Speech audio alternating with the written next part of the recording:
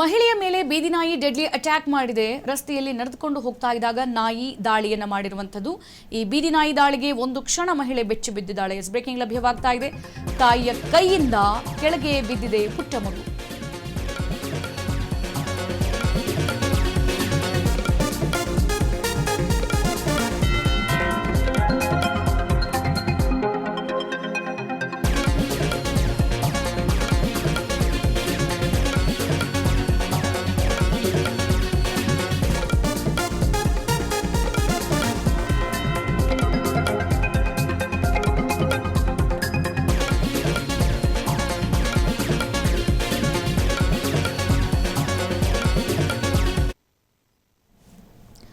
ಬೀದಿ ನಾಯಿಗಳ ಹಾವಳಿ ಒಂದಿಲ್ಲ ಒಂದು ರೀತಿಯಲ್ಲಿ ಜನರಿಗೆ ಬಹಳ ದೊಡ್ಡ ತೊಂದರೆ ಕೊಡ್ತಾ ಇರೋದನ್ನ ನಾವು ಗಮನಿಸ್ತಾ ಇದ್ದೀವಿ.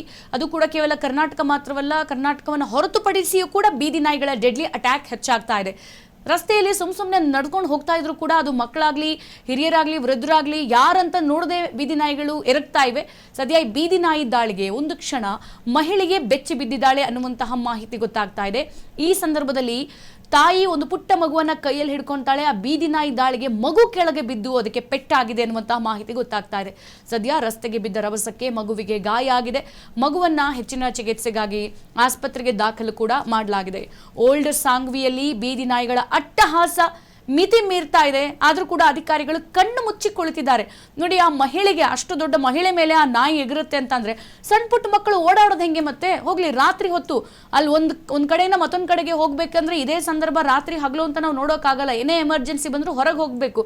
ಆ ಸಂದರ್ಭದಲ್ಲಿ ನಾಯಿಗಳು ಅಟ್ಯಾಕ್ ಮಾಡಿದ್ರೆ ಯಾರು ಬರ್ತಾರೆ ನಮ್ಮನ್ನ ಕಾಪಾಡೋದಕ್ಕೆ? ಸದ್ಯ ಮಹಿಳೆ ಹಾಗೂ 1 ವರ್ಷದ ಮಗು ಈಗ ಗಾಯಗೊಂಡಿದ್ದಾರೆ ಅನ್ನುವಂತಹ ಮಾಹಿತಿ ಗೊತ್ತಾಗ್ತಾ ಇದೆ. ಮಗುವನ್ನ ಎತ್ಕೊಂಡು ಹೋಗ್ತಾ ಇದ್ದಂತ ಸಂದರ್ಭದಲ್ಲಿ ನಾಯಿ ಮಹಿಳೆ ಮೇಲೆ ದಾಳಿ ಮಾಡುತ್ತೆ. ಆಗ ಏಕಾಏಕಿ ಮಹಿಳೆಗೆ ನಾಯಿ ಕಚ್ಚುತ್ತೆ. ಈ ಸಂದರ್ಭದಲ್ಲಿ ಈ ಪರಿಣಾಮ ಅವಘಡ ಸಂಭವಿಸಿರುವಂತದ್ದು. ಮತ್ತೆ ಮಹಿಳೆ ಆಯತಪ್ಪಿ ಮಗುವನ್ನ ರಸ್ತೆಗೆ ಬೀಳಿಸಿದ್ದಾರೆ ಅನ್ನುವಂಥದ್ದು ಕೂಡ ಗೊತ್ತಾಗ್ತಾ ಇದೆ.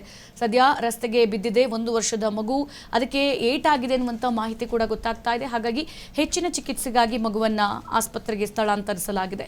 ಮತ್ತೆ ಈ ಘಟನೆ ಬಳಿಕ ಸ್ಥಳೀಯರಲ್ಲೂ ಕೂಡ ಬಹಳ ದೊಡ್ಡ ಆತಂಕ ಏರ್ಪಟ್ಟಿರುವಂಥದ್ದು. ಬೀದಿ ನಾಯಿಗಳ ಹಾವಳಿ ದಿನೇ ದಿನೇ ಹೆಚ್ಚಾಗ್ತಾ ಇದ್ರೂ ಕೂಡ ಅಧಿಕಾರಿಗಳು, ಸಂಬಂಧಪಟ್ಟ ಇಲಾಖೆ ಯಾಕೆ ಕಣ್ಮುಚ್ಚಿ ಕುಳಿತಿದೆ ಅನ್ನುವಂಥದ್ದು ಗೊತ್ತಾಗ್ತಾ ಇಲ್ಲ.